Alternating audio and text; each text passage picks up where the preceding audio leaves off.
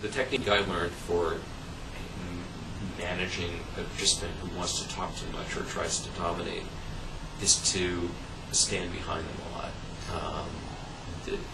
Because it's awkward for them because they can't see you. They have to turn around to look at you while they're talking, and you're not looking at them. So it kind of takes away some of the impact that they have. So that's one of the ways that I manage people like that. And then if somebody is becoming too, in spite of all that, if somebody is still trying to dominate or talking too much, I will start doing things like calling on people other than that person,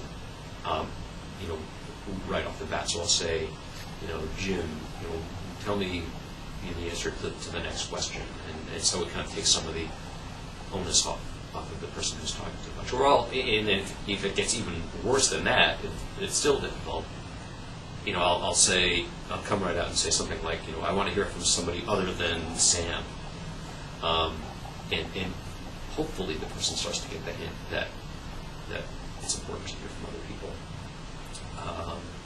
In terms of people who don't speak that much, there are a number of techniques that I use there. One would be the obvious one, which is just every once in a while to call on the person who isn't saying a whole lot. And usually they have something to say. There's some people who just, I think, have some difficulty breaking in, especially when everybody else is very talkative. So you give them an opportunity to give them some space to actually say something without anybody else talking. And then, there are more subtle ways to do it. Like, let's hear from people that are on this side of the table or on that side of the table. And I try not to make them feel too pressured. If they're just a little less talkative than anyone else, but I do also try to draw them out. I think a successful focus group is a group in which,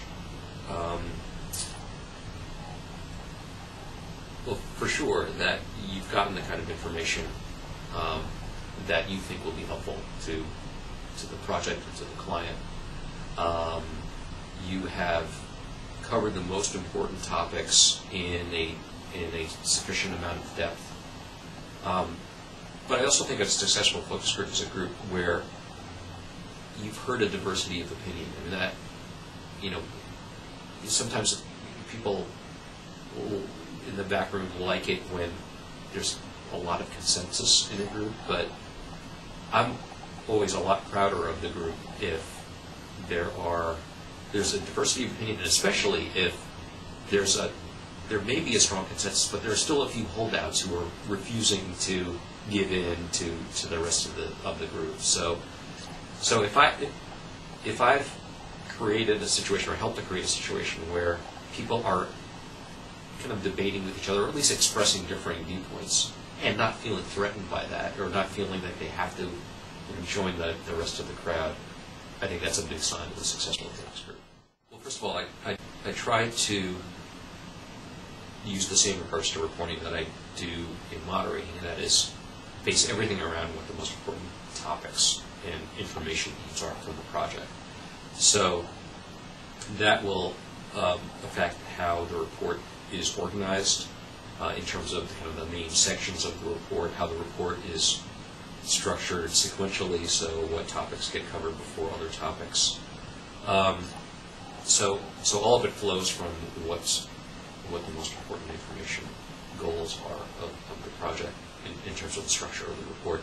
I do try, and so essentially the approach for me within a section, for example, is lead with the key takeaway within that topic, and then provide supporting evidence about that key takeaway.